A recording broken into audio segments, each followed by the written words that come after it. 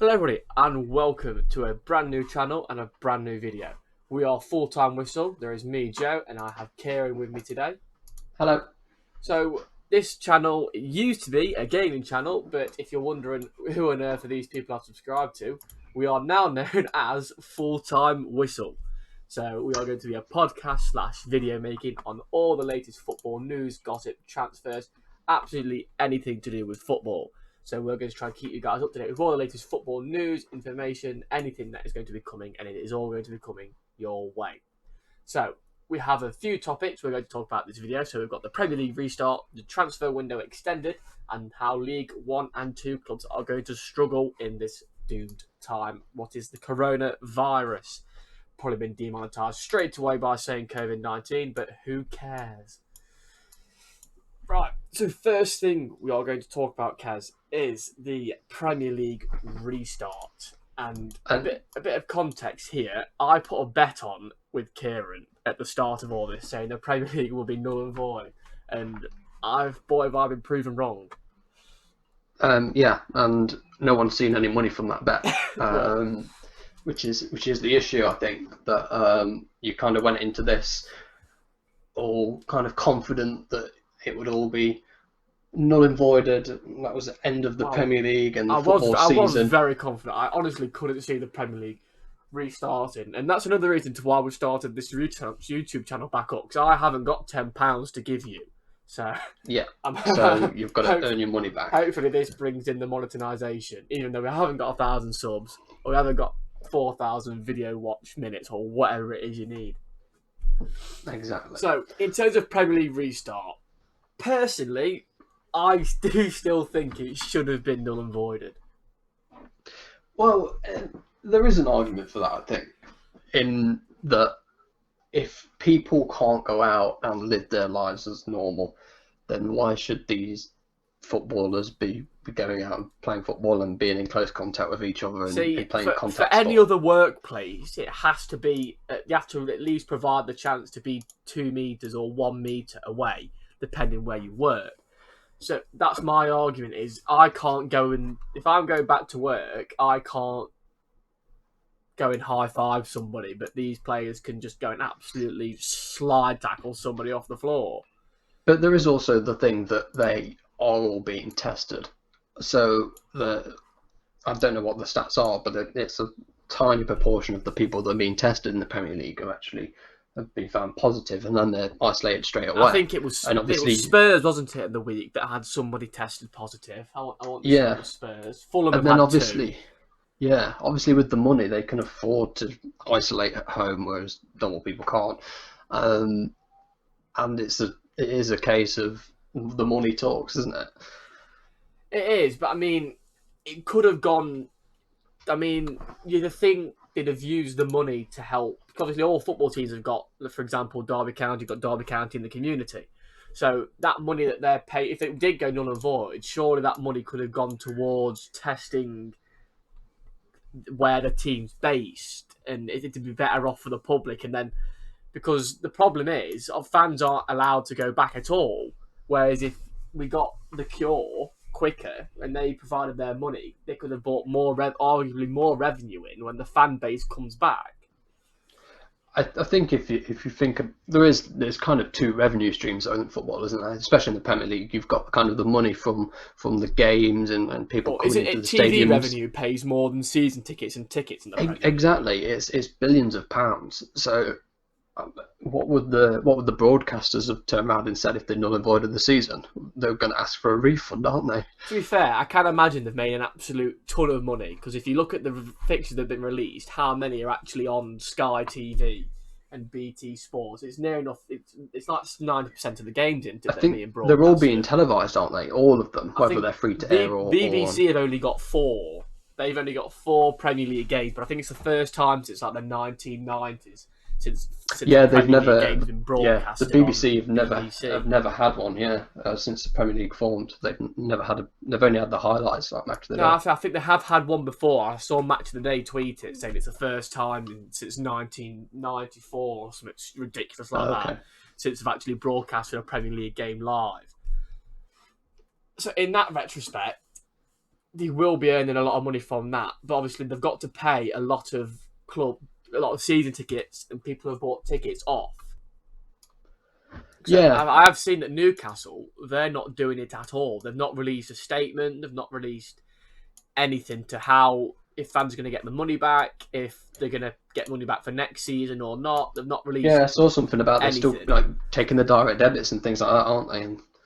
But I mean, there's a massive thing with their takeover going on. So Well, in a way, I agree with taking direct debits for next season because nothing's been confirmed as of yet to what it's going to be, whether it's going to be behind closed doors or whether it's going to be actual fans in the stadium. So I kind of agree in that way because at the same time, the clubs have got to earn the money. Because especially for your lower league, especially for clubs that are out of the out of the Premier League, who rely on those season tickets each month and every season, it's important. They can't just be like, right, we're going to give you all the money back now because we might not be able to do that now. that's the thing, isn't it? The lower you go down, the more important the money is. The lesser chance you've got of a return of football, just because of the health situation. True. So if we look at the opening week of games, you can't really say weekend because I think there's only like 2 days a week where there's not actually Premier League football. There's the first two games in the played. midweek, aren't they? Because they're the games in hand. It's Aston Villa, Sheffield United, which I think will be an absolute corker of a game, and you've got Definitely. Man City, Arsenal. Two clubs. But I think Man City are going to come back and walk the park. Like, I think Liverpool are going to struggle when they come back. It's kind of a reset, isn't it? They've kind of had pre-season, haven't they? Yeah. It was mid-March, so we're saying in mid-June, so April, May, June, 3 months almost of just doing, just little training sessions, I guess.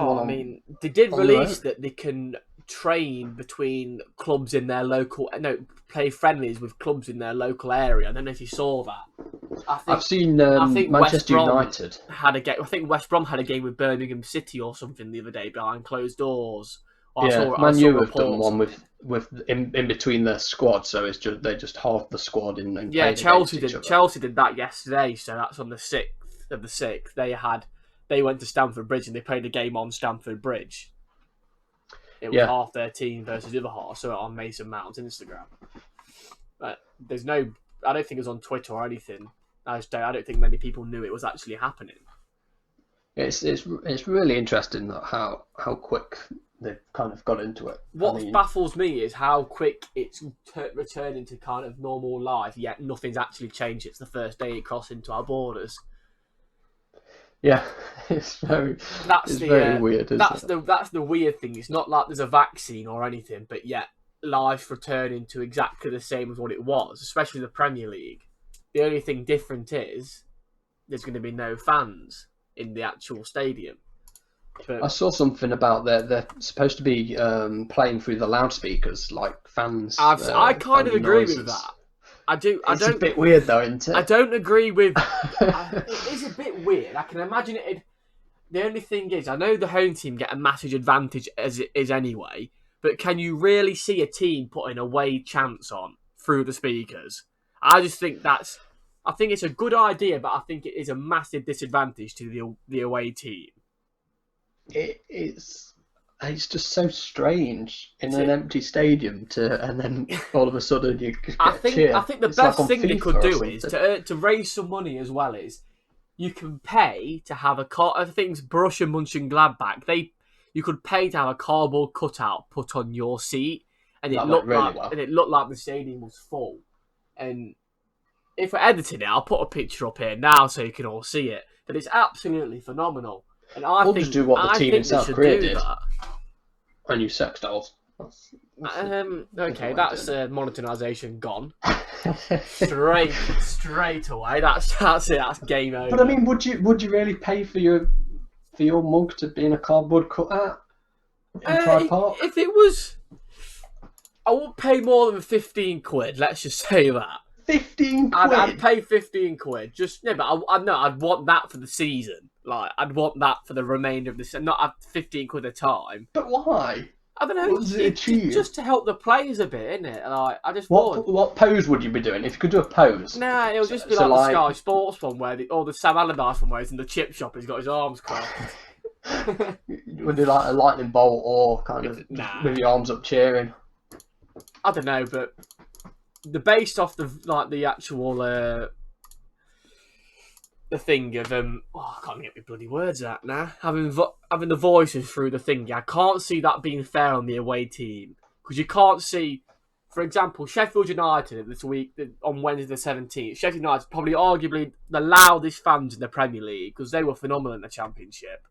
I had to Sheffield United away and I've had them obviously at home. It is a proper old school ground, isn't it? They are a support. phenomenal fan base. I mean, phenomenal.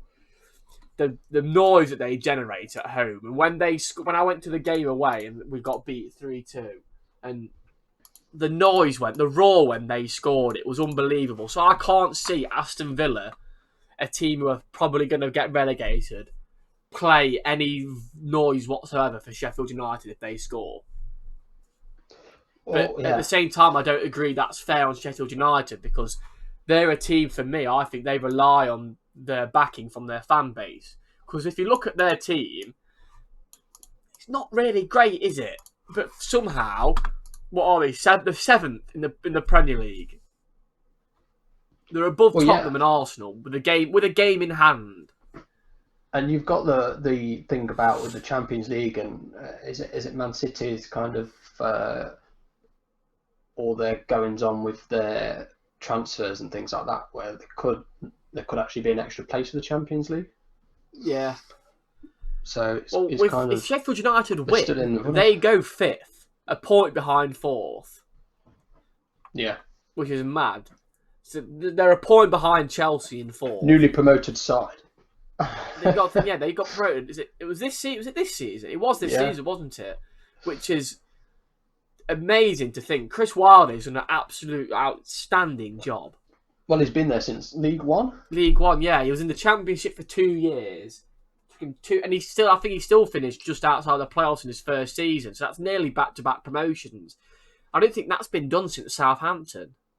And you get all these clubs sacking managers left, right, and centre, and it just shows if you back him.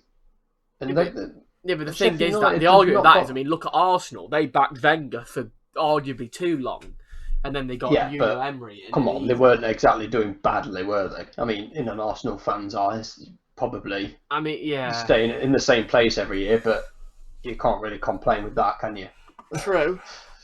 But I mean, you get kind of with Sheffield United, they've not got the best off-field kind of things going on with their owners and things like that in the courts.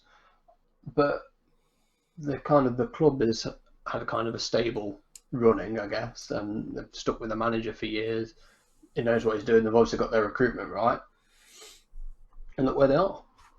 But yeah, if you look at their team's just ridiculous. Like they got for some reason it's got Jack Rodwell in their team when he plays for Sunderland. So I'm not sure why that's there.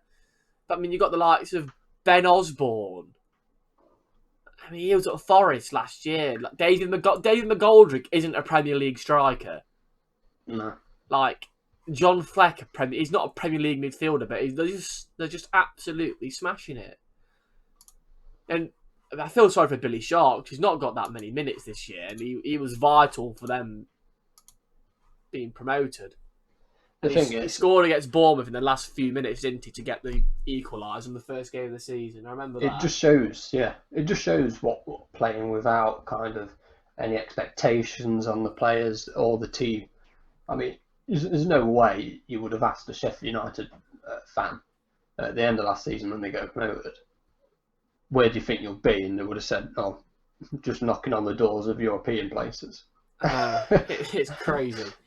But if we go back to the Premier League restarting, has anything been confirmed about where fixtures are going to be played? Well, I think from what I've seen is that they will play them kind of home and away games at the grounds. For me, what's going to be the biggest struggle is local derbies. Well, the thing is, there's two kind of caveats with that, like you mentioned. local derbies where the police come in and say, well, basically, we can't enforce fans kind of congregating around the grounds and mixing. Yeah, there's no Due to law, social is there? As distancing. long as there's social distance and not in more groups of 6 at the minute. But what the police have There's nothing said they can is say. what they've said is the police have the authority to say we don't want that game to take place here, and it will take place at a neutral ground. See, I think it being taken place at neutral, it's a weird one because let's say Arsenal and Chelsea, for example. No, we'll say Arsenal, Tottenham, probably one of or Man U, Man City. Yeah, we'll go Man U, Man City, probably the biggest derby in the Premier League. Who played the home match first? I can't remember. I'm not sure. See if I can find. So, well, to be fair, they've played quite a few, haven't they? Well, Man U playing at Old Trafford is a neutral ground anyway, isn't it? It was Man City, so Man City played at home first. So it doesn't really work out for this one because they lost 2-1 at home. So I can't really use my point with that one. So if I move over to Tottenham Arsenal, let's see if I can find who was at home first between Tottenham and Arsenal. But I don't understand this argument of why fans would congregate outside the ground. What's the point? But you say that there's no point in it, but you can 100% see it happening. Yeah, but what they're looking at, it's not as if they're going to put a big screen. Well, it's just to show you support, isn't it? But I can imagine there will be people then. There'll be people that want to fight. That's just how football is. But Arsenal Tottenham, for example, if Arsenal Tottenham got played in a neutral venue, Arsenal have already drawn 2-2 away at home. So Spurs will be thinking, yes, we've got a 2-2 away at Arsenal. That's a great result. We're away, local derby, and we've got a draw. Spurs will probably be happy to play at neutral ground because they're not done too well at the new stadium. I know, but they'd still want to play on their home turf, wouldn't they? It gives you a better advantage of getting that win over your rivals. So if you're playing at your local ground all season long, but then you can't play against Arsenal at home, it kind of gives. It's not really fair. It gives you the whole idea of home and away is you're meant to be better at home than you are away. If you move that local derby to a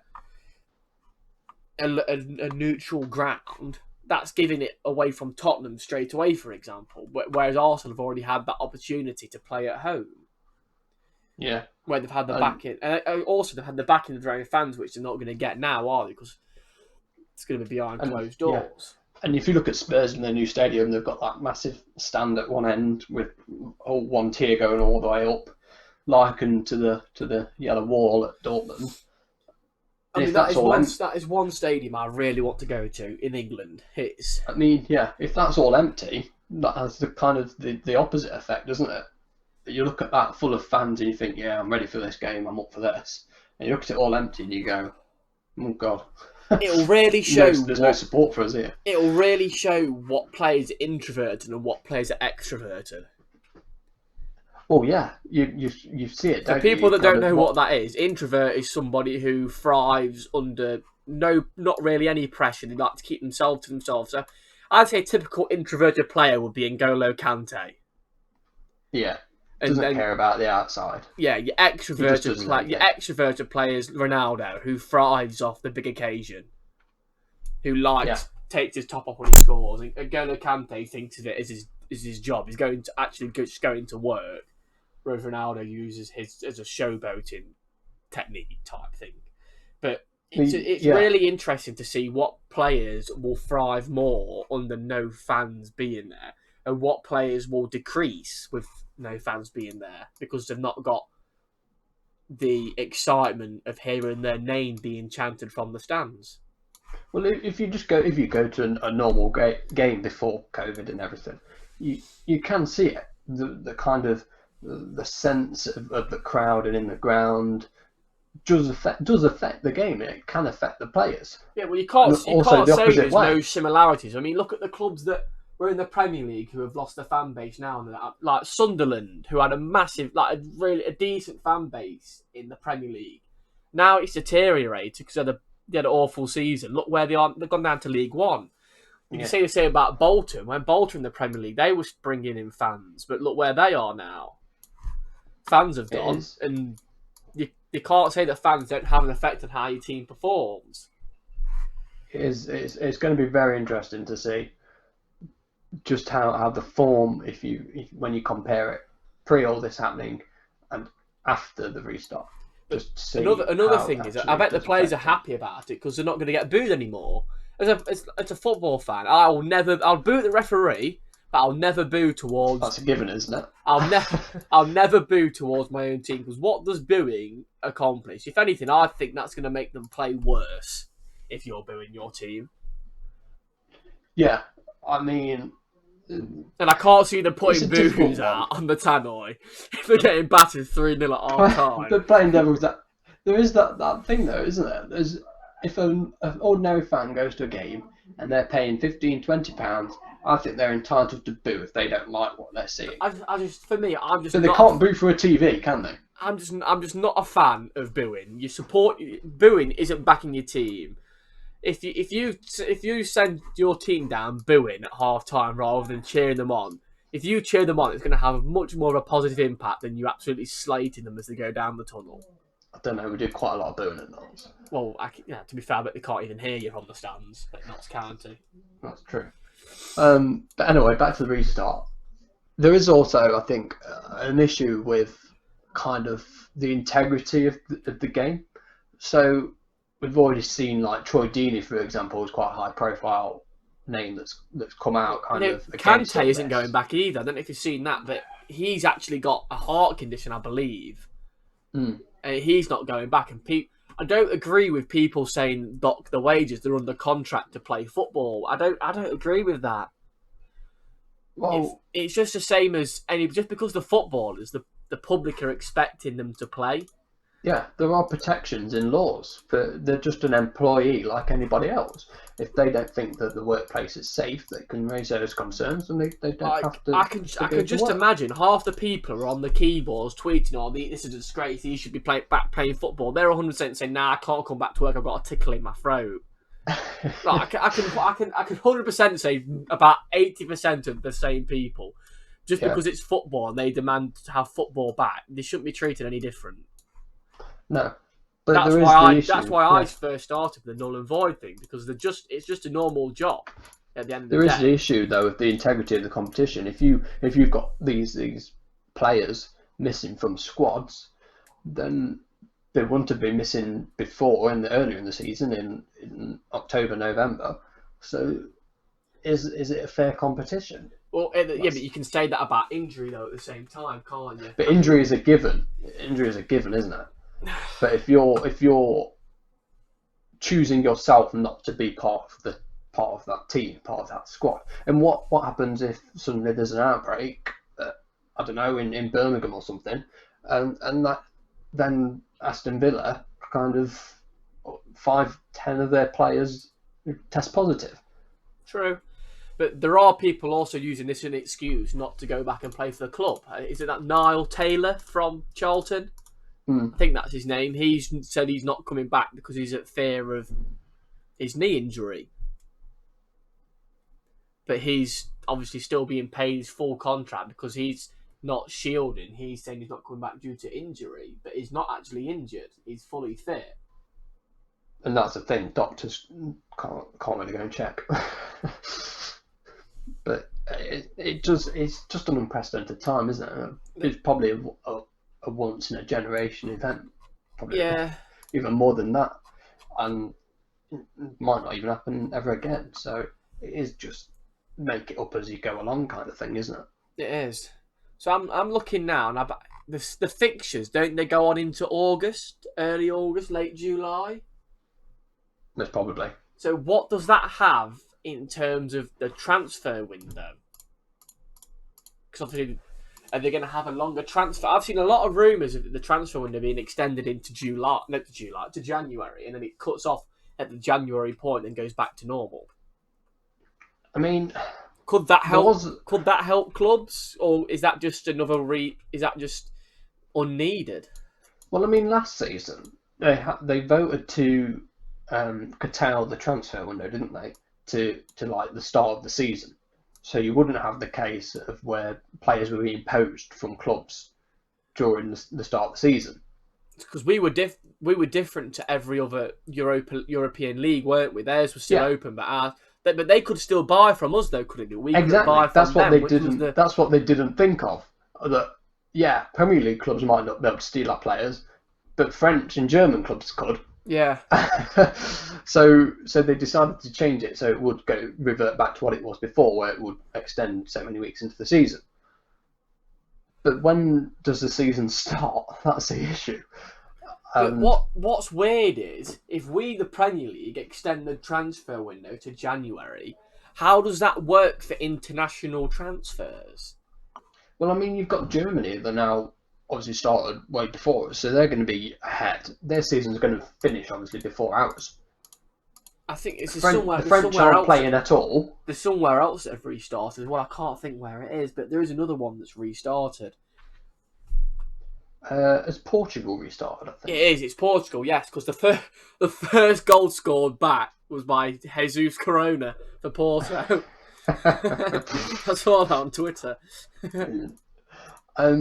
But yeah, obviously the French leagues aren't starting back. So what happens to them? I don't know how they've done it. Have they? Well, I've not kind really, of I've not chosen really their- seen about the French league. Whether they because they could arguably start their transfer window as soon as possible because the season's finished. Yeah, And I think it's till September. I think the government's banned football there. So- how is it going to work for next season though? Because obviously there's going to be a bit of a backlog. But with the transfer window, I can understand why it's going to go through till January. But surely that's just something that I don't think that's a decision that it's made by the FA. I think that's a decision that should be made by UEFA. Well, it is. Yeah, for international transfers, it is UEFA, isn't it? That kind of set the windows, and it's up to the FA to But set their own domestic ones. If it was me, I'd just do it. If UEFA say no, you keep the transfer window as it is. Does it really need to change? Well, I've never been a fan of January transfer windows anyway. Oh no, I have. I've always January is a good transfer window. It's just a time where clubs just spend money willy nilly. The best players get sold in January. I've seen that a lot. That's when the best players leave. I think Suarez because left they've in seen them January. Same with Coutinho. They've seen them for 4 months instead, and they're doing well. They want the informed players, but then the price goes up from what it was in August. Unless you're Derby County and you buy players that are actually doing phenomenal in the Championship, and then they come to Derby, and then you play them at the wrong position, and they're toss. I mean, Derby signed, I think it was Blackman from Reading. He was a top goal scorer with like 11 goals or something. Came to Derby in January, didn't score for 2 years. That sounds about right. But I mean, there are clubs that use like January is. I'd say that's the most important transfer window. If you're a if you're a mid-table club, doesn't really matter. But if you're a relegation or promotion fighting club, that's where you bring in those extra players. You could turn around your season. Yeah. So for me, I think it's you do it in August. You do the job in August, and that's the team you've got. You can have emergency transfers for injuries. If you're riddled with injury, I mean, there's loads of clubs that have had real problems with injuries in the recent years. I mean, Derby's one of them. Forest is one of them. I think Forest is a big one. They're riddled with injuries. Nottingham Forest are. But if you take that injury argument and you say, well, you probably do need an extended season then, because going back to the argument is if loads of players test positive and they've got to isolate, they can't play football, you're going to want to bring in other players. So maybe you do need a transfer window up to January. But is it going to be a transfer window or is it going to be I think the better idea would be an emergency loan window. So I think the transfer window, because there used to be an emergency loan window, that was longer than the transfer window. Yeah, it extends it. It is still in the lower leagues, I believe, in the EFL. Because Notts County, yourself, you used to take liberty out of that a lot. We used to, yeah, we probably still do, to be honest. But yeah, we used to do emergency loans of like 2 weeks. Like if our goalkeeper got injured or something, we'd. But I think rather than having the transfer window extended, I think they should put an emergency loan system in that goes from September to December 31st as an emergency loan. Well, not even that. No, I'd say September to November the 31st. you have your emergency loans. If someone tests positive, you can bring somebody else in to play for until the 31st of December. Well, I think that probably work well because if you had an extended transfer window, you would literally get clubs saying, right, I want 150 million for this mediocre player because they know that they've got to sign someone. Exactly. So you'll get players like, who is it? I'm trying to think of like that Sononchu from Leicester, who's had a decent season. Leicester had won, like, let's say, I'd probably say he's a 20 mil player. But if someone came in for him, because they know they need him more than they do, Leicester would be like, 60 million, which for a centre back isn't that what they paid for Van Dijk or something ridiculous like that? Was it 90 mil? I can't remember the exact figure, but I don't think the transfer window should extend. But I think they definitely need. It should be something where you can loan a player if you're with injury or if you've got a lot of players who are self-isolated or testing positive. You should be allowed to bring in an emergency loan for 2 to 3 months. Mm-hmm. I don't see 2 weeks. I see 2 weeks as being pointless. Because the thing is, though, you're not going to bring a player in at the Premier League on a 2-week loan. How many games? So, if you take an individual club, how many games are they playing in that 2-week period? True, and if the league's starting later as well, it's going to be a lot of backlogged games because players will still want holidays. Well, that's the thing, because they've still got to fit in with the Euros next year. Exactly, and the Olympics. Where are they going to find the time to play these games? You can't extend it any further because you've got a World Cup coming up. There's going to be...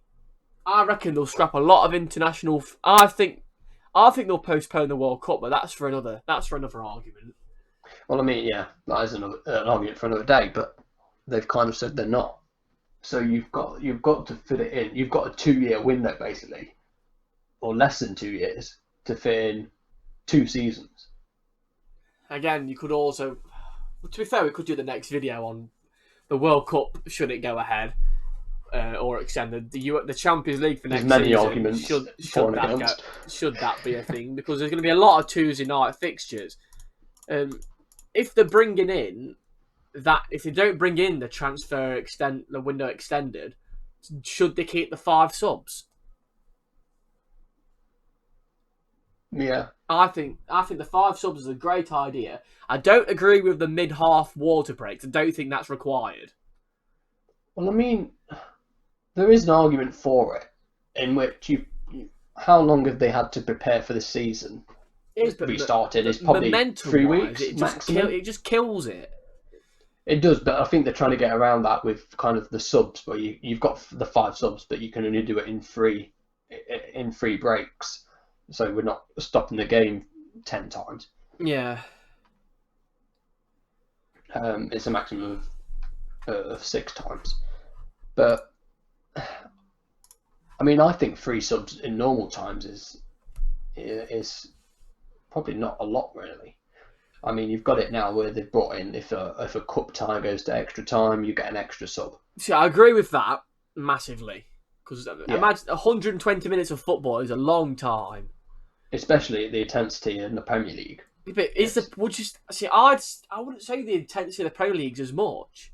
But if you compare that to other European leagues. Well, yeah, compared to the physicality of it, yes. Not compared to League 2. I mean, it's the lower you go down in the Football League, the harder it gets. Because the less time... To be fair, it kind of averages around the same, because the lower you go down, the harder it gets, but the easier your opponents become. But the smaller the pitches. True. It's like back in the day when you could... Like, Stoke City used to change their pitches to what team they were playing against. That's mad. Yeah. Because you could do that, but now you can't. You have to stick with it for the whole season. It's a good tactic, to be fair, isn't it? Yeah.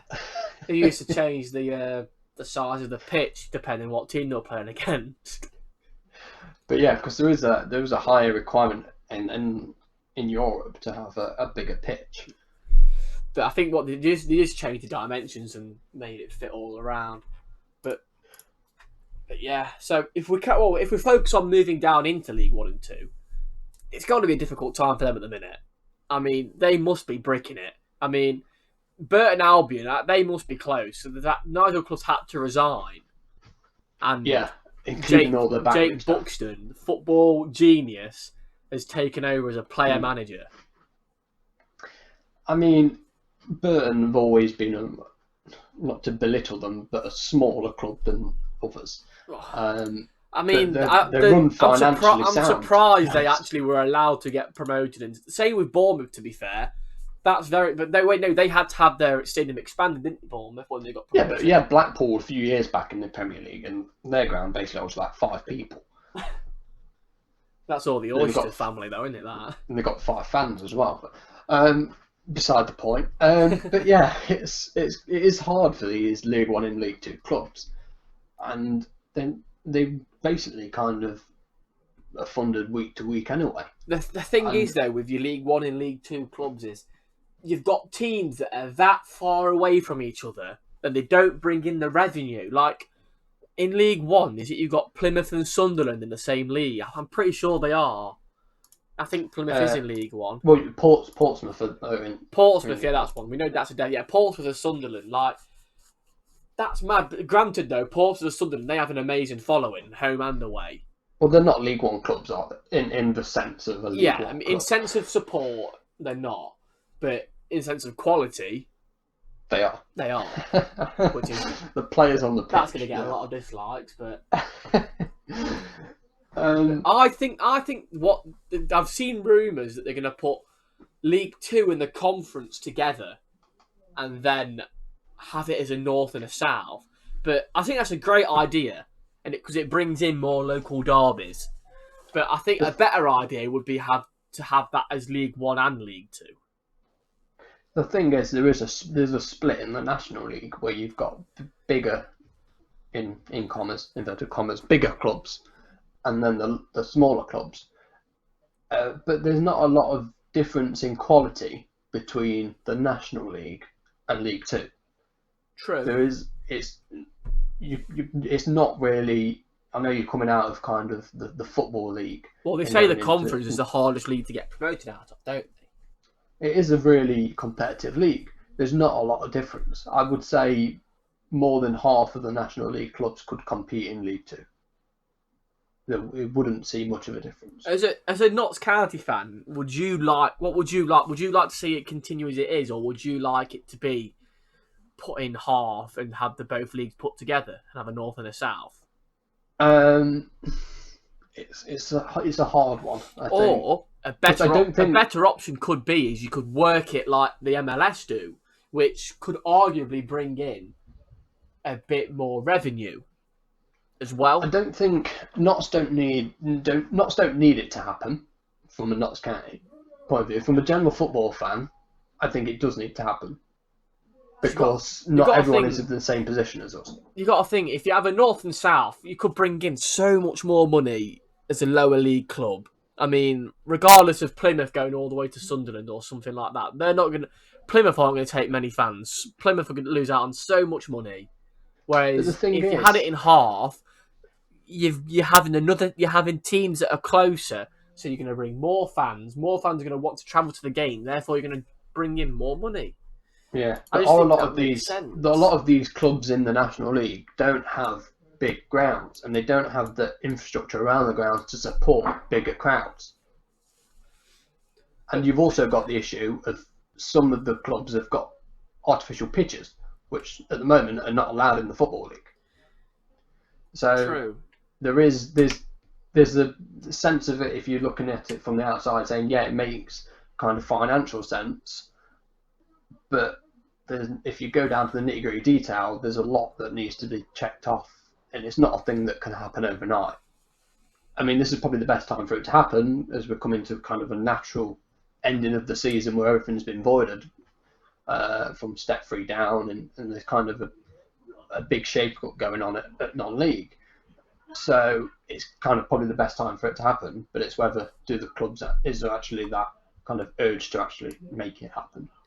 That's the thing, isn't it? I mean, it's all good the public and the players saying what they want to happen, but it all comes from the guys upstairs, whether they want it to happen Exactly. I or mean, they not. used to have it years ago, didn't they? There used to be a geographical split.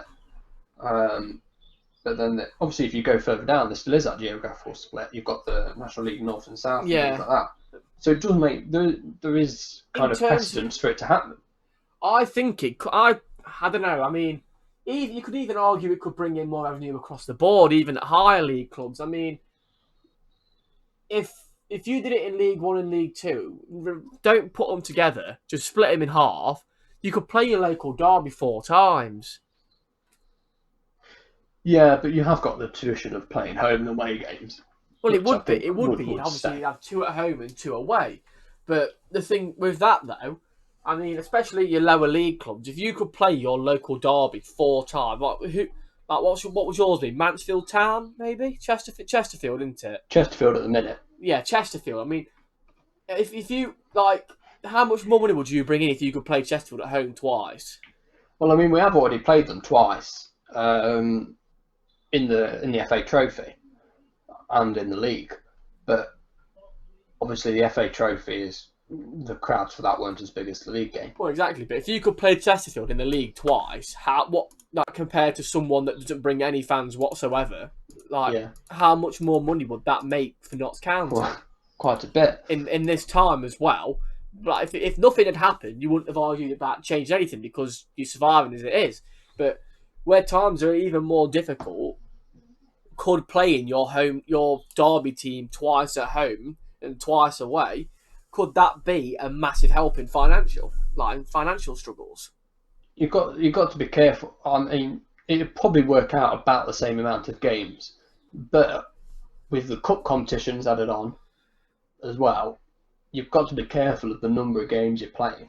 Well, lower league teams play more games arguably than the big teams. Oh, they do, yeah.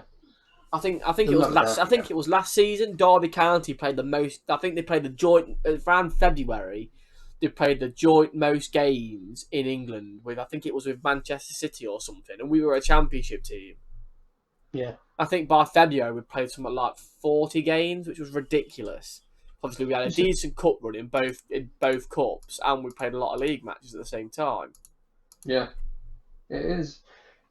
There's a balance to be struck between kind of the financial side and obviously playing more games just get you more money, but then the opposite of that, fixture congestion and the amount of games that these teams are playing and how often. I mean, fixture congestion is going to be a massive thing, and even in League One and League Two, because even though you're not going to have many, to be fair, fixture congestion won't be that much of a problem for next season in League One and League Two, I don't think. It depends when the season restarts. Well, it does, but at the same time, you've got to think, cup games, but for League One and League Two, there's no international break.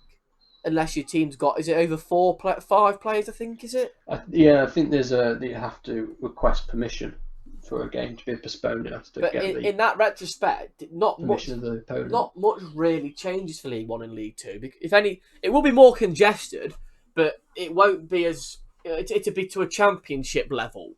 Whereas I can imagine League One and League Two at the minute, it's more spread out. I mean, with the National League this season, because of the number of postponements that they had, Notts were due to be playing Saturday, Tuesday for weeks. And I mean, there's obviously issues with that, playing 3 games in a week. There's an argument that they could sack off the non-league trophy and the Checkatrade trophy. You have to be careful. But you have to be careful. Yeah, but at the same time, clubs rely on that tournament winning money because if they progress, they get a fund. Yeah. And especially for lower league clubs, they get quite for the FA Cup. FA Cup, you get loads of money. Well, it's not loads of money, but for a lower league club, it's a lot of money just for winning an FA Cup game. And it's a chance to get to Wembley with the non-league trophies, and you can't really put a price on that for a fan. Once in a lifetime, unless you lose. Unless you lose. Unless you're Sunderland. But I mean, if you, it's really difficult. You You're never going to please everybody. Um, but at the end of the day, we go back to football. It's all about money now. It's not a business in a normal sense, Oh yeah, but it has to make money. it is all about money now. I mean, did you see that Alexander Song quote that came out not long ago, saying he saw the off? He said he knew he'd never play for Barcelona, but he said I couldn't turn down that much money to sit on the bench. That's probably the epitome of the modern day footballer, isn't it? That's probably the issue with football. It But is. like It is all about money. but it's just like any normal person. If you were working in a job and you got offered more money for doing the same job, you'd go to the job that paid more money, wouldn't you? you do. You You can't do. blame them for that. I mean, yeah, you can't argue if someone said to you, "Here's a lump sum of money to come work for me," you go. It's just football fans are bitter, aren't they, when it comes to leaving, especially if especially if you leave to a different club, like Luis Figo left Barcelona for Real Madrid because of more money. I mean, you can understand that a bit more. Yeah, there's a difference between kind of a League Two player doing it and then a player like Luis Figo doing it. When they probably, it could be argued they didn't need the money anyway. But yeah, I think going back to League One and League Two, it's a difficult situation. And at the end of the day, it's whatever the clubs want to do. What the majority vote for is what will happen, and that's the only thing that can happen. I mean, can you see some League One and League Two clubs going bust, but because of this? Well, I mean, you see it in normal times, like Bury at the start of the season, and I mean that's. But there's an mismanagement of argument the for club that and not things like being that. their fault entirely. But that's again another topic. But it's just another thing added to the mix, isn't it? It's just a. But in normal times, you would have that income, but they don't have any income at the minute, and that's the issue. They've still got to pay players. The players are still employees. They've still got contracts to honour until the end of June. Well, that's another But thing. how Though, do you like how do, are how do you do contracts that? going to be affected? Because obviously we're running into July. Have they had to sign an extension or anything like that? Well, I'm just speaking on what Notts County have done. They've basically picked a 24-man squad in case the playoffs go ahead. They've not been actually given the go-ahead yet. Then they've released everyone else, or said at the end of the contracts there won't be From a place for them, Derby basically. point of view, I think a lot of our players are in contract. I think Yeah. there's only a couple of players that aren't, and that's Chris Martin. I think Tom Huddleston runs out as well. To be fair, and I think Chris Martin's been offered a deal, but he's not. He's rejected it because it's not as much money as he wants. And it's the thing with going back to the FA Trophy that Notts is still in. The FA have said they do want to actually finish that competition, but when do you do that? They're going to fit it in. It'll go after the playoffs, obviously. Well, how many games are left? You can't. Yeah, you've got. I think we're at the semi-final stages, quarter-final stages. If it's semi-finals, that's only 2 games, isn't it?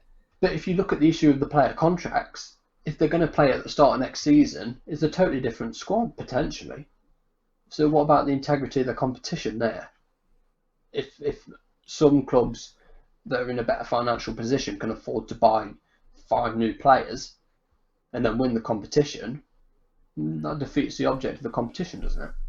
Yeah, I mean, if they're going to carry on, they can't bring in more players. That's ridiculous. It has to be well, it's the same thing, but isn't there you can't, if you've played in the cup for a different team, you can't play for a different team in the same cup. Yeah, you'll be cup tied, yeah.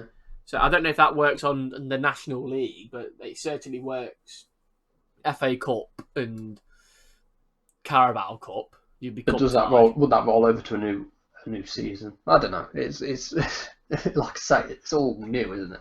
There's It's a lot. all There's a lot that's happening. up in the air. It's really difficult. Yeah, there's a lot more to come out, and to say the Premier League kicks off in 10 days, there's still a lot that hasn't actually been decided or confirmed. Yeah, we're obviously not privy to what goes off behind closed doors, but Like the Premier League starts in 10 days, Championship starts in just under 2 weeks. And there's a lot of hoo-ha about that, isn't there? Especially About how with the clubs are Championship, concerned. a lot hasn't actually been said. Mm. Like a lot's not been, like hardly anything's been said. I mean, Derby have only just came out with the refund policy. Yeah. What is that? What are they going to do? You have 5 options. Option 1 is you can have 17% of your season ticket back. Option 2 was you can have 10% off next season, and you can get Rams TV for free for the year. The option 3 was you can have 20% off next year. Option 4 was if you can have 4 tickets for next year for free. Or option 5 was you can keep the money to the club and consider it as a donation. How many people do you think are going to choose option 5? No, to be fair, I looked at the comments and a lot of them were saying it.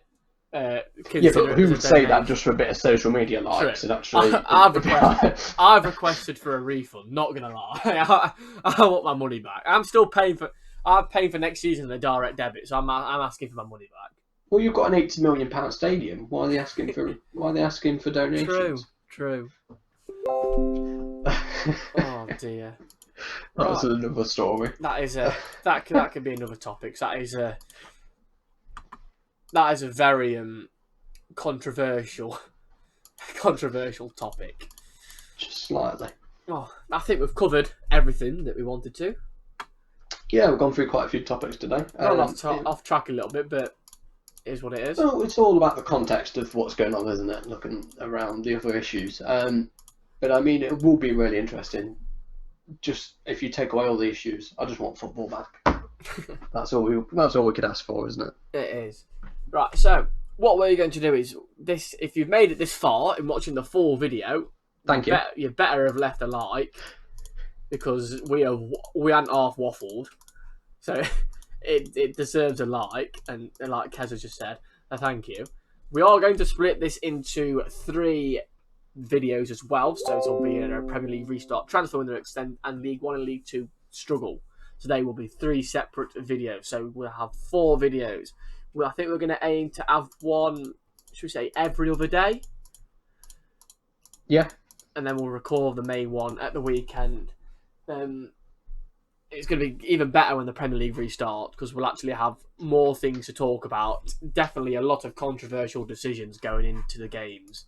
We'll have some blunders to laugh at, and hopefully some really good goals to admire as well. It's cracking off. And then hopefully, when fans are actually allowed to go back into the grounds, we can do some away days, which I think would be phenomenal. Love a good away day. So maybe some abroad away days. Ajax, Dortmund. I mean, San Siro is somewhere I definitely need to be going. So yeah, and maybe go to the pride of football in the world, which is Meadow Lane, and see. I'd rather go to the really world's good oldest football football league club, Stoke. To be fair. Let's not get onto that. Right, so let us know down in the comments if you have enjoyed this video, if you like this format of discussing different topics of football, or would you like us to go in a different route as well? We could talk about different individual clubs, countries, specific leagues. We could do a top 10 greatest players of all time, or top 10 anything really. So just let us know what kind of content that you'd like to see on the channel. We're going to continue on next week as well. We've already got some topics lined up, like German football. When will fans be allowed back in the stadium? And actually, Kez, I've got down for the topic of next week are why is Notts County the world's oldest professional club? That'll be a good topic. And why Stoke City should just F off. So, after that bombshell, copyright strike, oh dear. We'll leave it there. We'll leave it there. See you next time. Please like, comment, and subscribe.